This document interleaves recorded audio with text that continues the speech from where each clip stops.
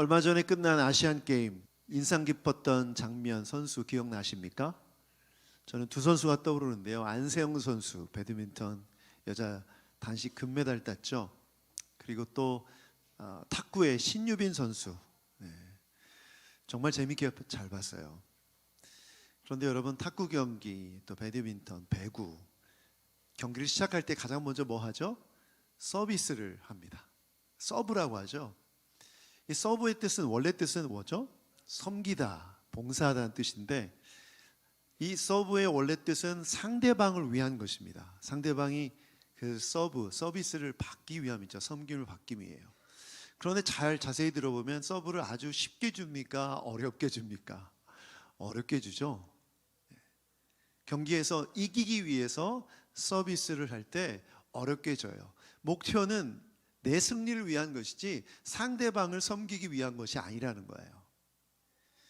여러분, AS 신청해 보셨습니까? 전화하죠. 전화 상담원에게 AS 받을 내용들을 상담하고 나면 문자가 하나 날라와요. 서비스 만족도 조사. 상담원이 친절하게 응대했습니까? 설문에 응답하시겠습니까? 응답하면 커피 쿠폰을 드리겠습니다. 뭐 이런 문자 오지 않습니까? 저는 열심히 합니다. 커피 쿠폰을 받으려고. 또 서비스를 다 받고 나면 현장 출장 기사에 대해서 또 설문조사가 날라오죠. 그래서 항상 기사님이 저한테 그렇게 말씀하세요. 에어컨이나 우리 교회에 있는 물건들 수리하고 나면 저에게 설문조사에 잘 응답해 주십시오라는 부탁을 꼭 하고 가세요. 그럼 또 저도 열심히 응답을 합니다. 이렇게 왜 서비스 만족도 조사를 할까요? 기업이 이 서비스를 통해서 더 많은 이윤을 얻기 위함이죠. 서비스를 잘하면 소비자가 만족하면 다시 그 제품을 재구매하게 되고 그렇게 되면 기업의 매출로 이어지기 때문에 결국 서비스를 잘하고 만족도 조사를 하는 이유는 자기 자신을 위한 거예요. 기업을 위한 거예요. 우리가 살고 있는 이 시대 속의 서비스는 상대방을 위한 게 아니라 나 자신을 위한 것이 되었어요. 운동 경기에서도 그렇고 기업에서도 그렇습니다. 그런데 놀랍게도 성경을 보면 하나님께서 우리에게 서비스를 명령하셨습니다. 서브하라는 거예요. 마태복음 4장 10절 말씀 함께 읽어보겠습니다. 시작. 그때 예수께서 그에게 말씀하셨다. 사탄아 물러가라. 성경에 기록하기를 주 너의 하나님께 경배하고 그분만을 섬겨라. 주님만을 섬겨라 라고 명령하고 계세요. 예수님께서. 바울 사도도 이렇게 말했습니다. 로마서 12장 11절 함께 읽어보겠습니다. 시작. 부지런하여 게으르지 말고 열심을 품고 주를 섬겨라. 주님을 섬겨라. 이것이 하나님의 명령인 줄 믿습니다. 그런데 이 섬김의 목적이 뭘까요? 섬김을 명령하신 주님의 목적, 우리가 이것을 살펴봐야 합니다. 우리가 섬기는 목적이 인간의 존재의 이유인가? 이런 질문이 생기죠. 하나님은 섬김을 받으려고 인간을 창조하셨는가? 또 더 나아가서 우리가 어떻게 섬기느냐에 따라서 우리의 복과 또 우리가 받는 은혜가 결정되는가? 인간은 무엇을 얻기 위해서 하나님을 섬겨야만 하는가? 이런 생각이 듭니다. 그런데 이런 생각이 드는 이유는 지금 우리가 존재하고 있는 이 세상 속에 종교를 갖는 이유이기도 하죠. 내가 열심히 신앙을 갖고 살아갔더니 내가 이런 일을 얻었어. 이런 걸 얻었어. 내가 이런 은혜를 받았어. 복과 하나님을 섬기는 그 섬김이 연결되어 있기 때문에 섬김의 목표가 결국 섬기는 자기 자신의 목적을 위한 것이라는 거예요. 이것이 우리의 생각 속에 있다는 것이죠. 그래서 세상에 말하는 이 서비스와 하나님을 섬기는 이것에 공통점과 차이점이 있는데 공통점은 이것입니다. 대상을 만족스럽게 하고 기쁘게 하는 것이 공통점이에요. 서비스를 하는 이유는. 그런데 차이점은 뭐죠?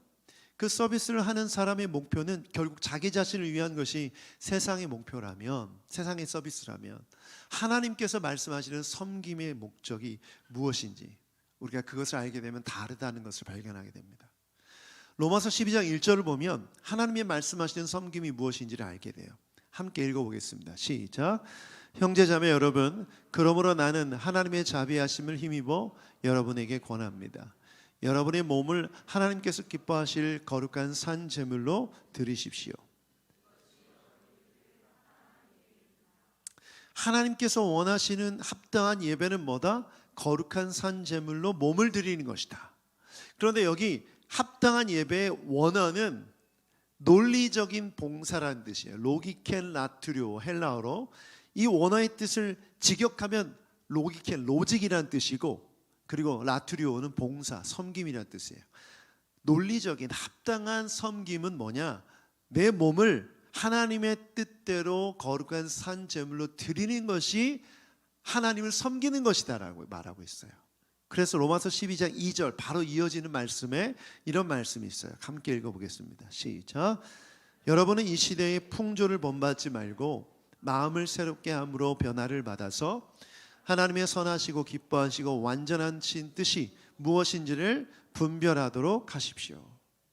우리가 합당한 예배, 영적 예배를 이해할 때 정해진 예배 시간에 준비된 채로 예배 전에 일찍 와서 마음가짐, 몸가짐을 점검하고 경건하게 거룩하게 예배에 참여하는 것이 합당한 예배가 아니라, 물론 그것도 포함되지만 하나님의 뜻대로 이 세상 속에서 살아가는 것이 하나님을 섬기는 것이다. 하나님이 원하시는 서비스는 이거라는 거죠. 여러분, 하나님께서 왜 이것을 원하시는가? 이제 이걸 질문해야 돼요. 하나님이 원하시는 섬김은 이런 것인데 그러면 왜 이걸 원하시는가? 17절, 사도행전 17장 25절을 함께 읽어보겠습니다. 시작. 또 하나님께서는 무슨 부족한 것이라도 있어서 사람의 손으로 섬김을 받으시는 것이 아닙니다. 그분은 모든 사람에게 생명과 호흡과 모든 것을 주시는 분이십니다. 분명하게 알 수 있죠. 하나님이 우리에게 섬기라고 명령하신 이유는 하나님이 뭐 부족해서 그것을 채우려고 인간을 창조하시고 인간에게 섬김을 명령하신 것이 아닙니다. 하나님은 부족한 것이 없으신 분이신 줄 믿습니다. 그러면 왜 하나님께서 이 명령을 하셨는가? 오늘 사도행전 17장 25절에 보면 이렇게 말씀하세요. 생명과 호흡과 모든 것을 주시는 분이시다. 부족한 분이 없으시다. 오히려 주시는 분이시다. 그러면 이것을 왜 주시는가? 왜 인간에게 이것을 주셔서 섬기라고 하셨는가? 여러분, 하나님은 창조주 하나님이십니다. 인간을 창조하셨다는 것은 무엇을 뜻하냐? 인간을 창조하신 그 목적대로 살기 원하시는 것이 하나님의 뜻이라는 거예요. 그것이 하나님을 섬기는 섬김이라는 것이죠. 여러분, 부모님에게 가장 큰 효도가 뭔지 아세요? 부모님의 뜻대로 사는 겁니다. 그렇죠? 부모를 기쁘시게 하는 건 자녀인 우리가 건강하게 행복하게 사는 게 부모의 최고의 기쁨이에요. 저희 아버지 어머니가 보니까 저희 부부가 뭐 다퉜거나 부부의 위기가 있거나 이런 얘기를 하면 부모님은 걱정을 너무 많이 하세요.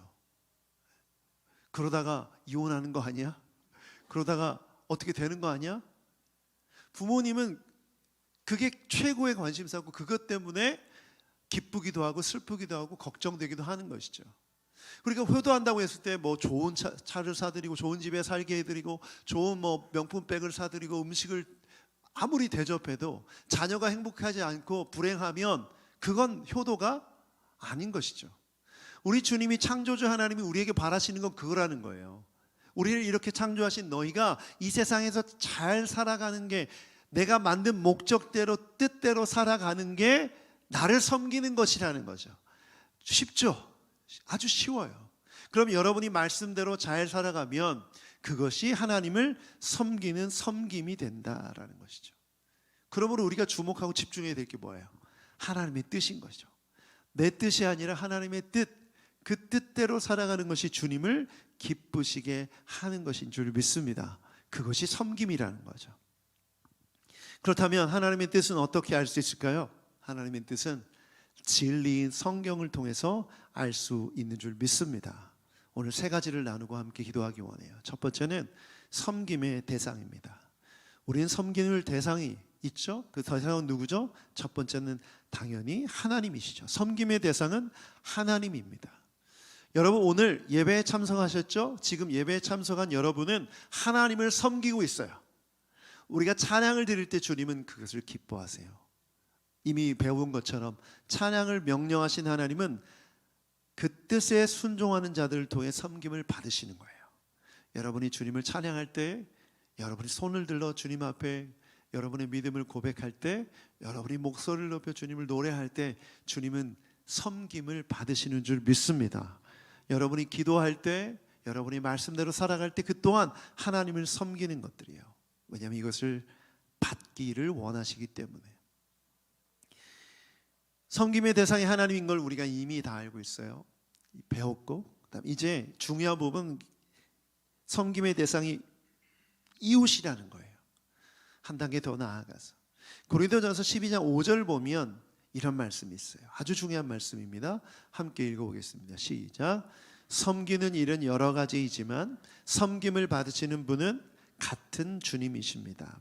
우리가 직접적으로 하나님을 섬기는 예배, 찬양, 기도를 통해서 주님을 기쁘시게 할 수 있지만 봉사를 통해서 다른 사람을 섬기면 결국은 그것은 하나님을 섬기는 것과 같은 것이다라는 거예요. 오늘 여러분 예배당에 오기까지 안내위원들이 주보를 나눠주고 또 예배팀이 미리 와서 연습하고 준비한 이 모든 것들은 여러분 섬기는 것이죠. 우리를 섬긴 것이죠. 여러분 예배팀들이, 예배사역자들이 하나님도 섬기지만 동시에 누굴 섬기는 거예요? 우리를 섬기는 거예요. 여러분 노래 실력이 좀 딸려도 크게 노래할 수 있는 이유가 뭐예요? 예배팀이 크게 노래를 해주고 있기 때문이잖아요. 따라합시다. 묻어가자. 크게 노래하세요. 주님은 노래 잘하고 못하고 상관이 있어요? 없어요? 없죠? 근데 조용해, 아무것도 없을 때 여러분이 노래하면 부끄럽고 쑥스럽고 주목받잖아요. 그런데 예배팀이 연주를 해줄 때 마음껏 소리쳐 찬양할 수 있고 노래할 수 있는 환경이 조성되잖아요. 우리를 도와주는 거죠. 여러분 그래서 예배팀은 우리를 도와주고 있는 거예요. 물론 하나님을 섬기는 거지만 결국 우리가 하나님을 섬기게 되므로 예배팀의 사역은 주님을 섬기는 게 되는 거죠. 논리적으로. 우리가 이것을 이해할 때 여러분이 하는 신앙적인 모든 봉사, 여러분 여기 왔을 때 예배당이 깨끗했죠? 누군가가 청소한 거예요. 저절로 깨끗해지지 않습니다. 인간은 쓰레기를 만들어내는 창조적 존재예요. 인간이 지나간 곳에 쓰레기가 남잖아요. 거기가 깨끗하다는 건 누군가 치웠다는 거죠. 그럼 예배당이 깨끗하고 우리가 공간이 깨끗하다는 건 누군가 치웠다는 거예요. 그건 누군가 봉사했다는 것이고 결국 이것은 우리를 섬기는 것이지만 누구를 섬긴 것이 되는 것이죠? 하나님을 섬긴 것이 되는 것이죠. 그러므로 여기에 나와 있는 섬기는 일은 여러 가지지만 봉사하는 일은 여러 가지지만 결국은 하나님을 섬기는 것이 된다라는 거죠. 그래서 우리의 섬김의 방향이 하나님만을 향해 있지 않고 사람을 향해 있어야 됩니다. 저는 이런 분들 봤어요. 나는 주님, 목사님 나는 신앙이 좋습니다. 이것을 말하기 위해 하루도 예배를 빠지지 않습니다. 매일 새벽기도 참석하고 매일 큐티하고 매일 묵상하고 하나님 위해 헌금도 하고 정말 나는 영적인 삶을 살아갑니다. 그런데 봉사가 없는 분들이 있어요. 섬기는 일에 열심이 없어요. 교회 청소한다고 하면 무슨 일이 생겨요. 왜 생기는지 모르겠지만 봉사할 일이 있는 곳에는 가지 않아요. 왜 그럴까요? 주님이 말씀하신 섬김을 오해하고 있기 때문이에요. 우리가 주님을 섬긴다고 했을 때 우리의 섬김이 하나님만을 직접적으로 섬기는 그것만이 아니라 우리가 봉사하는 모든 것들도 거기에 포함되는 거예요. 포함되는 거예요. 여러분 그래서 봉사의 기회가 있을 때 어떻게 해야 됩니까? 열심히 봉사하시길 바랍니다. 우선순위를 거기에 두세요. 순별로 돌아가면서 우리 청소하죠? 네. 나오는 분들만 나오지 않게 되기를 축복합니다. 섬김의 기회, 그것은 곧 누구를 섬기는 것이다? 주님을 섬기는 것이고 주님을 기쁘시게 해드리는 것이라는 것을 기억하십시오. 그래서 갈라디아서 5장 13절에 이런 말씀이 있어요. 같이 한번 읽어보죠. 시작. 형제자매 여러분, 하나님께서는 여러분을 부르셔서 자유를 누리게 하셨습니다. 그러나 여러분은 그 자유를 육체의 욕망을 만족시키는 구실로 삼지 말고 사랑으로 서로 섬기십시오. 자, 이런 말이 있죠. 서면 앉고 싶고, 앉으면 눕고 싶고, 누우면 자고 싶고. 그렇게 누워서 잘 거면 죽어야죠. 결론은 거기에 다다르잖아요. 그렇죠? 그러면 우리의 욕망은 어딜 향해 갑니까? 그 몸이 편한 대로 가요. 그렇죠? 내가 좋은 대로, 내 편한 대로. 그런데 갈라디아서 5장을 통해서 바울 사도는 그 얘기하는 거예요. 육체의 욕망을, 육체를 만족시키는 구실로 삼지 말라는 거예요. 자유를, 우리가 가지고 있는 자유의지를 육체를 만족시키는 데 쓰지 말고, 네 몸이 편한 대로, 네가 하고 싶은 대로 하지 말고 사랑으로 서로 섬기십시오. 자, 여기 서로 섬긴다, 사랑으로 섬긴다는 이 표현이 개역 개정에는 이렇게 표현되어 있어요. 서로에게 종이 되라. 사랑으로 서로 섬기다라는 말은 서로를 종이 되어서 섬기다라는 거예요. 여러분, 우리가 자유의지를 가지고 살아갈 때 우리의 욕망이 이끄는 대로는 순종할 필요가 없어요. 여러분이 놀고 쉬고 하는데 막 결단하고 순종하면서 놉니까? 그건 자연스럽게 되는 것이죠. 그런데 사랑으로 섬기는 일, 종이 된다는 것은 의지적으로 결단하고 순종해야 될 영역이기 때문에 주님이 명령하신 것이에요.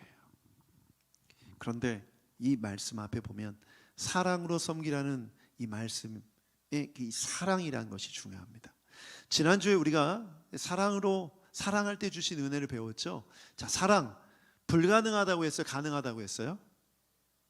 인간적인 힘으로는 불가능하다고 했죠. 그래서 우리 안에 계신 사랑이신 하나님의 사랑을 의지해야만 가능하다고 했어요. 그래서 여러분, 섬김과 사랑은 연결되는 것입니다. 하나님의 사랑이 우리 가운데 부어질 때 섬길 수 있는 것이죠. 만약 하나님의 사랑이 없는 상태로 섬기게 되면 이 또한 문제가 생기는 거예요. 여러분 안에 하나님의 사랑이 부어지기를 축복합니다. 그러면 사랑으로 섬기는 일이 가능해져요. 저는 이런 간증 많이 들어봤어요. 믿지 않는 배우자를 전도한 경우 전도받은 남편이 이런 고백을 하는 얘기를 많이 들어봤어요. 어느 날 아내가 자기를 대하는 태도가 달라졌다는 거예요. 전에는 쌀쌀맞고 정말 무섭고 때로는 그런 아내가 말투가 바뀌고 표정이 바뀌고 자기를 대하는 모습이 너무 달라졌다는 얘기 많이 들어봤습니다. 그 내면에 주님 사랑하는 마음이 있었기 때문에 그 남편을 향한 사랑으로, 남편을 향한 섬김으로 표현되어지고 나아갔던 것이죠. 그래서 여러분, 믿지 않는 사람들은 하나님에 대해서 말하면 들으려고 하지 않아요. 그런데 하나님을 믿고 변화된 사람들을 보면서는 듣고 싶어지는 거예요. 왜 이렇게 변했는지, 어떻게 이렇게 변화됐는지 알고 싶은 거죠. 어떻게 나를 향해서 표독스럽게 질책하고 책망하던 말을 하던 사람이 어떻게 나를 칭찬하고 격려하고 축복하는 말을 할 수 있는지 그 이유를 알고 싶은 거예요. 여러분, 이것이 우리가 해야 될 전도인 것이죠. 이것이 우리가 해야 될 섬김인 것이죠. 여러분, 여러분의 삶 속에서 누군가에게 하나님께서 허락하신 마음, 그 사랑으로 나아가면 여러분이 그 섬김, 그 사랑의 섬김을 통해서 복음이 증거되는 줄 믿습니다.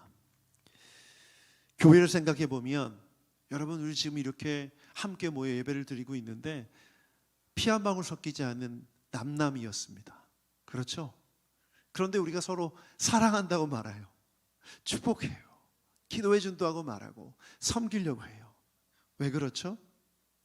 사실 이거는 불가능한 일이에요. 어려운 일이에요. 일면식도 없는 가족도 아닌 우리가 하나님의 가족이라고 말할 수 있는 이유는 우리 안에 그리스도의 사랑이 있기 때문인 줄 믿습니다. 이게 있기 때문에 우리의 본성을 뛰어넘어서 사랑하겠다고 말하고 또 사랑하겠다고 노력하고 그렇게 조금씩 나아가는 것이죠. 여러분, 그래서 사랑의 대상이 하나님뿐만 아니라 우리와 함께하고 있는 우리의 이웃, 나의 가족, 나의 교회 성도들, 나의 지체들, 또 여러분이 살고 있는 세상 속의 직장과 친구들과 모든 만나는 사람들이 우리의 대상이 되어야 되는 것이죠. 섬김의 대상이 되어야 됩니다.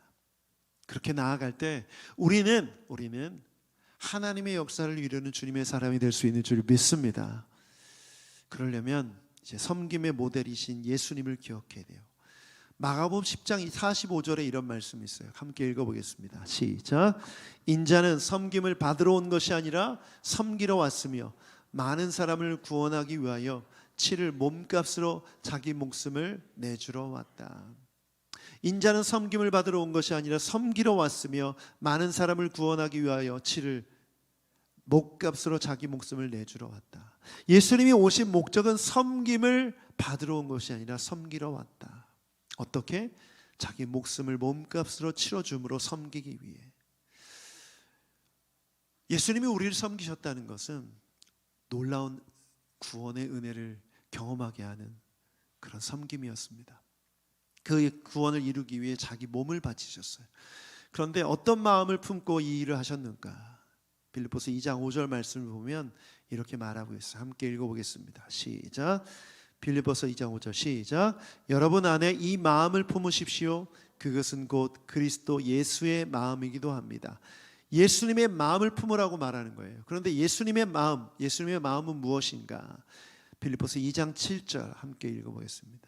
시작. 오히려 자기를 비워서 종의 모습을 취하시고 사람과 같이 되셨습니다. 예수님의 마음은 무엇이었습니까? 빈 마음이었어요. 예수님은 자기 마음을 비우셨다고 말해요. 하나님이셨지만 인간이 되심으로 자기 마음을 비우시고 하나님의 뜻에 순종하심으로 우리를 섬기시기 위해 목숨을 내어줄 수 있었다라는 거죠. 그래서 서로를 섬기기 위해 우리가 해야 될 일이 뭔지 아세요? 예수님처럼 해야 돼요. 그것은 뭐냐? 마음을 비우는 거예요. 자기를 비우는 거예요. 이걸 비우지 않으면 그리스도의 사랑으로 서로를 섬길 수가 없습니다. 겟세마네 동산에서 예수님이 하셨던 기도를 기억해 보세요. 예수님 뭐라 말씀하셨죠? 나의 원대로 마옵시오. 아버지, 어떻게 내가 이 잔을 너무나 고통스럽습니다. 십자가의 길이 너무나 고통스럽습니다. 그런데 이 마음을 비웁니다. 나의 원대로 마옵시고 아버지의 뜻대로 해주십시오. 내 마음을 비우니 아버지의 뜻을 채워주십시오라고 기도하신 것이죠. 그런데 십자가 앞에서만 기도하신 게 아니라 마가복음 1장 35절을 보면 이렇게 기록되어 있어요. 함께 읽어보겠습니다. 시작. 아주 이른 새벽에 예수께서 일어나 외딴 곳으로 나가셔서 거기서 기도하고 계셨다.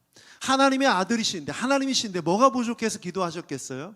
육체를 입고 오셨기 때문에 날마다 그 마음을 비우지 않으면 하나님의 뜻대로 섬길 수가 없었던 거예요.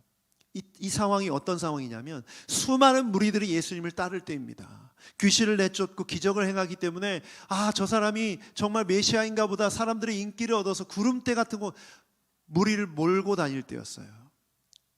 그리고 바리새인들과 유대인들이 예수님을 어떻게 하면 고소할 수 있을까 호시탐탐 노릴 때였죠. 그때 예수님은 기도를 통해서 뭘 하신 것입니까? 마음을 비우신 거예요. 그 많은 인기를 누릴 때 그 마음을 비우신 거예요. 계속해서 그 마음을 비우셨던 거죠. 그래서 십자가의 길까지, 십자가 앞까지 또 그 달려 돌아가시기까지 하실 수 있었던 것입니다. 사랑하는 여러분, 온전한 섬김을 위해 마음을 비우는 여러분 되길 축복합니다. 섬기는 분들 중에 온전한 섬김이 안 되는 분들이 계세요. 자기를 아직 못 비운 분들이죠. 열심히 청소하고 봉사했어요. 그런데 주일날 성도들이 와서 더럽히는 모습을 보면 막 분노가 일어나는 거예요. 내가 이렇게 어제 깔끔하게 청소했는데 아이들이 막 과자를 흘리고 라면 국물을 흘리고 그 모습을 막 참지 못하는 거예요. 자기를 비우시기 바랍니다. 더러워지는 건 어쩔 수 없는 거예요. 그렇죠? 자기 의가 있는 거예요. 자기 기준이. 섬김을 하는데 이런 마음으로 섬기게 되면 섬김의 열매가 없어요. 오히려 마음을 상하게 하고 상처를 주게 되고 공동체의 열매가 없게 되는 거죠. 우리 예배 사역자들 중에 이런 사역자 없기를 바랍니다. 오늘 예배팀 연주하는데 틀린 거 있어요, 없어요? 있어요? 많이 틀렸어요? 안 틀렸어요. 아주 좋은 자세예요. 틀렸어도 안 틀린 거예요. 왜냐? 그 자체로 하나님 받으시는 거니까. 그렇죠? 하나님이 너 왜 틀렸어? 이거 판단하시는 것이 아니죠. 여러분, 우리 새누리교회 성도들은 우리 예배팀의 섬김을 기뻐하는 줄 믿습니다. 전혀 문제가 안 돼요. 그런데 예배사역자들이 음악적 어떤 기준을 가지고 이것으로 자기 자신도 힘들게 하고 예배팀원도 힘들게 하고, 그리고 물어보는 거야. 우리 어땠어? 우리 틀리지 않았어? 이거 별로 좋은 태도가 아니에요. 지나간 것은 지나간 대로, 이미 드린 것은 드린 대로 올려드리고, 물론 최선을 다해서 열심히 노력하는 건 중요하죠. 그러나 그것이 하나님 보실 때 내 뜻과 내 지식과 내 의로 판단하고 정죄하고 평가하는 그런 기준이 되는 섬김은 하나님이 원하지 않으세요. 내려놓으셔야 됩니다. 제가 예배팀 얘기하다 보니까 옛날 생각이 나는데, 제가 한참 혈기가 왕성할 때 저는 약간 그랜드 마스터 같이, 지휘자 같이 예배팀을 인도했어요. 그래서 제가 중심에 서서 회중들은 이렇게 반응해야 되고, 또 드럼은 이렇게 쳐야 되고, 건반 이렇게 쳐야 되고, 다 일일이 다 관여하는 스타일이었어요. 근데 하루는 에피소드가 있는데, 드러머의 드럼 연주가 마음에 안 들었어요. 너무 박자가 무겁고 너무 세게 치는 거예요. 그래서 좀 더 가볍게 쳐라, 또 좀 더 경쾌하게 쳐라, 이런 표현을 썼어요. 그런데 안 바뀌는 거예요. 경쾌해지지가 않아요. 그래서 계속 연습 시간인데 계속 그걸 요구했어요. 그래서 한 10분 정도 그 부분에 대해서 지적하고 고치려고 했던 것 같아요. 그랬더니 막 화를 내면서 나가버렸어요. 근데 저의 생각에는 그걸 잘해야 하나님을 섬기는 것이라고 생각했는데, 그 형제의 마음을 살피지 못하고 저의 기준과 평가를 가지고 계속해서 다그쳤더니 이 형제가 상처를 받은 거죠. 그날 예배가 어땠을까요? 예배팀의 마음이 어땠을까요? 하나님이 원하시는 섬김이 됐을까요? 전혀 아니죠. 저도 그렇고 예배팀은 물론이고 회중도 그렇고, 하나님을 섬긴다고 하면서 나를 버리지 않고 나를 비우지 않는 마음을 가질 때 이런 일들이 일어난다는 거예요. 그렇게 되면 우리가 모여서 함께 하나님의 마음을 가지고 교회되고 하나 되는 것이 너무나 힘든, 정말 세상에서 모이는 동호회보다 못한 그런 모임이 되어버리는 거죠. 우리 순장님들 마음 비우시길 바랍니다. 순원들이 답장 안 할 수 있어요. 그럴 수 있어요. 그런데 너무 많은 생각하지 마세요. 혹시 나를 무시하나? 그런 거 아니에요. 살다 보니 바빠서 그런 거고, 다 이유가 있겠지 생각하고 인내하고 기다리십시오. 순장님이 카톡 보내면 열심히 대답하는 순원들 되길 축복합니다. 그게 또 순장님을 섬기는 게 되는 거죠.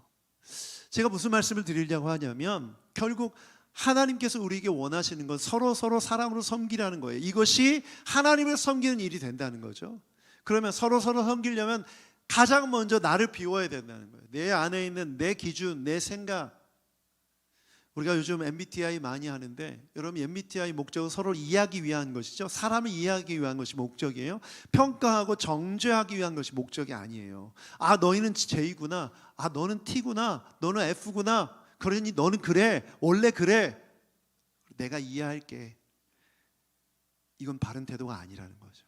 그런 말 하지 말고 있는 모습 그대로 받아주고 기다려주는 것이 우리가 해야 될 섬김의 태도인 줄 믿습니다. 그러려면 내 생각을 먼저 비워야 돼요. 저 사람은 저래, 저 사람은 저래, 이런 판단을 내려놓고 있는 모습 그대로 받아주는 여러분 되길 축복합니다. 그래서 제가 설교를 준비하는데 이런 마음을 주셔서 글을 적어봤어요. 자기를 비우지 않는 사람은 다른 사람을 섬기는 것이 아니라 다른 사람을 삼키게 된다, 잡아먹게 된다는 거예요. 자기 기준에 맞추게 하려고 그 사람을 컨트롤하려고 하는 그런 본성이 나타날 수밖에 없다는 거죠. 사랑하는 여러분, 우리 새노래교회는 정말 그리스도의 사랑으로 마음을 비우고 채워서 서로 섬기는 교회가 되길 축복합니다. 이렇게 섬기면 어떤 은혜를 주시는가, 섬김의 결과입니다. 오늘 4가지를 나누고 싶은데 짧게, 요한복음 12장 26절을 보면 두 가지가 나와 있어요. 함께 읽어보죠. 시작. 나를 섬기려고 하는 사람은 누구든지 나를 따라오너라. 내가 있는 곳에는 나를 섬기는 사람도 나와 함께 있을 것이다. 누구든지 나를 섬기면 내 아버지께서 그를 높여주실 것이다. 아멘. 이렇게 섬기는 자들을 하나님께서 함께 해주시고, 두 번째, 주님이 높여주십니다. 아멘. 아멘. 시편 35편 27절을 보면 제가 읽겠습니다. 그러나 내가 받은 무죄 판결을 기뻐하는 자들이 즐거워 노래하면서 기뻐할 것이다. 그들은 쉬지 않고 주님은 위대하시다, 그를 섬기는 사람에게 기꺼이 평화를 주시는 분이시다 하고 말할 것이다. 주님을 섬기는 사람에게 하나님은 평화를 주시는 줄 믿습니다. 시편 144편 15절 말씀 함께 읽어보죠. 이 말씀은 시작. 이와 같이 백성은 복을 받은 백성이다. 주님을 자기의 하나님으로 섬기는 백성은 복을 받은 백성이다. 아멘. 주님을 섬기는 백성에게 하나님 뭘 주신다? 복을 주신다. 주님이 함께 해주시고 높여주시고 평화를 주시고 복을 주신다. 여러분, 이런 은혜 받고 싶으신 분 손을 한번 들어보세요. 그러면 섬기시라는 얘기예요. 저는 하나님이 이렇게 하나님의 뜻에 순종하는 자들에게 보상을 주시는 분이심을 믿습니다. 믿습니다. 그런데 주의할 것은 이 보상이 목표가 되어서는 안 되죠. 서비스의 목적이 자기 자신을 위한 것이어서는 안 된다는 거예요. 그 자체, 주님께 나아가는 그 자체, 주님이 말씀하신 그 뜻에 우리가 본질적인 목표를 두고 나아갈 때 하나님이 이걸 주신다는 거죠. 저는 이거 너무 받고 싶어요. 하나님이 주신 이 섬길 때 주시는 복과 은혜를 받고 싶어요. 그래서 하나님 앞에 순종하는 것, 이것을 기쁘게 섬기기 원합니다. 저는 목회자로서 제가 섬겨야 될 영역이 있다고 생각해요. 여러분에게 말씀을 전하는 것, 또 교회 리더로서 교회 정책을 결정하는 것, 이 모든 것들이 하나님을 섬기고 여러분을 섬기는 것이죠. 이것을 잘 섬기기 위해 내 안에 있는 내 기준과 내 생각을 내려놓고 주님의 마음을 채워 섬길 때 하나님께서 저에게 이런 은혜를 주실 줄 믿습니다. 이것은 똑같이 적용되는 것이죠. 그런데 여러분, 섬김의 기회가 온다는 것은 무엇을 뜻해요? 그러니까 복받을 기회인 줄 믿습니다. 이걸 걷어차지 마세요. 걷어차지 마세요. 제가 전에 있었던 교회는 정말 큰 교회입니다. 6만 명, 성도들 6만 명, 7만 명, 이 정도의 성도의 수를 자랑하는 그런 대형 교회입니다. 초대형 교회죠. 그런데 연말마다 또 이제 중간에 학기가 바뀔 때마다 전화를 하면 너무 힘들어요. 순장을 세웁니다. 또 뭐 여러 가지 직책을 세울 때 정말 힘들어요. 한 번에 하겠다는 분들이 거의 없어요. 대부분 거절해요. 이래서 힘들고 저래서 힘듭니다. 그래서 순장 세우는 것이 너무나 힘들었어요. 그때 회의감이 들었던 건 뭐냐면, 이렇게 큰 교회에서 이렇게 섬기겠다는 사람이 없나, 섬기겠다는 사람을 찾기가 이렇게 힘든가, 그런 생각을 하게 됐었어요. 그런데 저는 우리 새누리교회에 너무 감사한 게 있어요. 네. 올 초에 제가 우리 순장님들께 전화했을 때 한 분도, 단 한 분도 목사님 저 못합니다, 저 안 해요, 이런 전화할 거면 전화하지 마세요 라고 하신 분이 없었어요. 할렐루야. 우리 순장님들한테 한 박수로 축복하죠, 우리 경례. 여러분, 이것은 무엇을 의미하냐면, 순종할 기회가 왔을 때 우리 순장님들은 아주 지혜롭게 아멘한 거예요. 왜? 하나님께서 허락하신 복과 은혜를 받을 기회를 잡은 거죠. 여러분, 하나님은 우리에게 순종할 기회를 주시는 분이세요. 여러분, 이 기회를 잡으십시오. 그리고 섬기고 봉사하십시오. 그러면 그것을 통해서 하나님이 여러분을 높여주시고 함께 해주시고 평화 주시고 복을 허락해 주실 줄 믿습니다. 아무것도 안 하면 아무 일도 일어나지 않아요.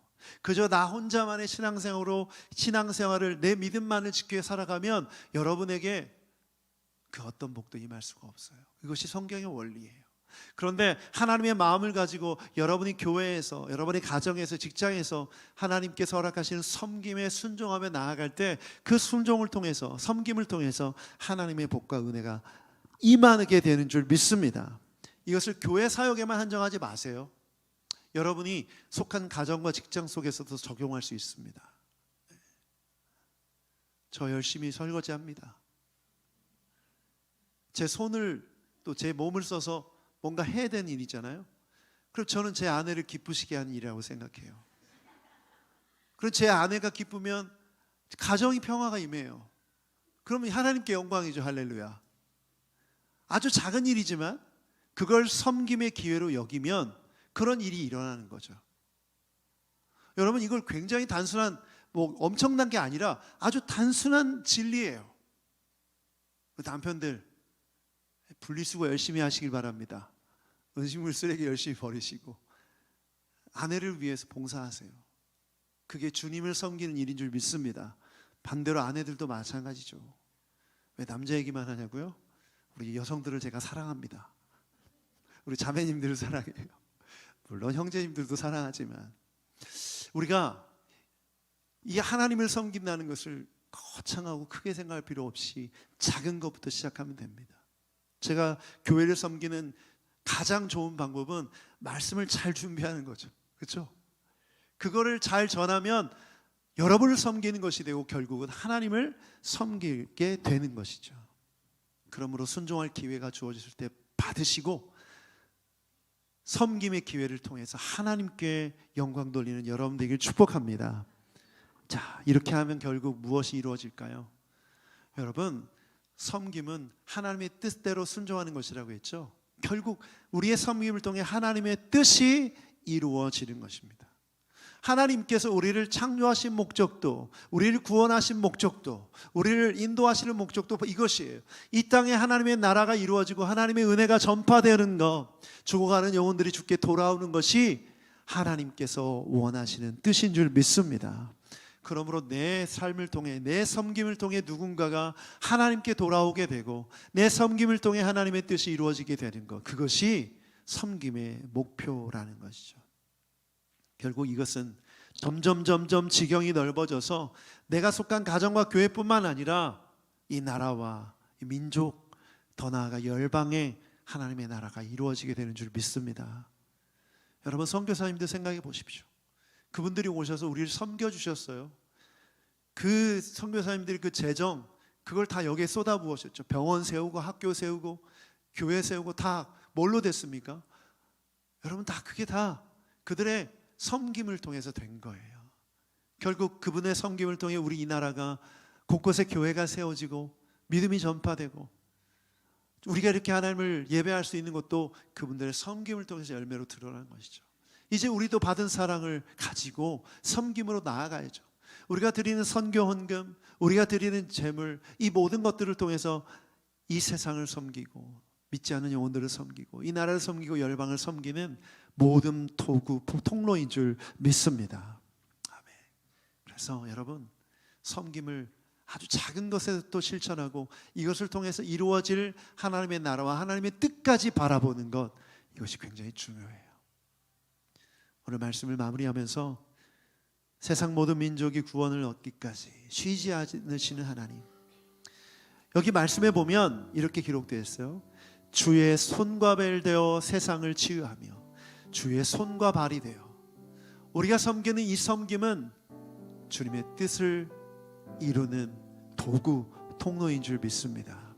그래서 결국 우리 가정과 직장과 이 나라와 민족, 온 열방에 하나님의 나라가 이루어질 것입니다.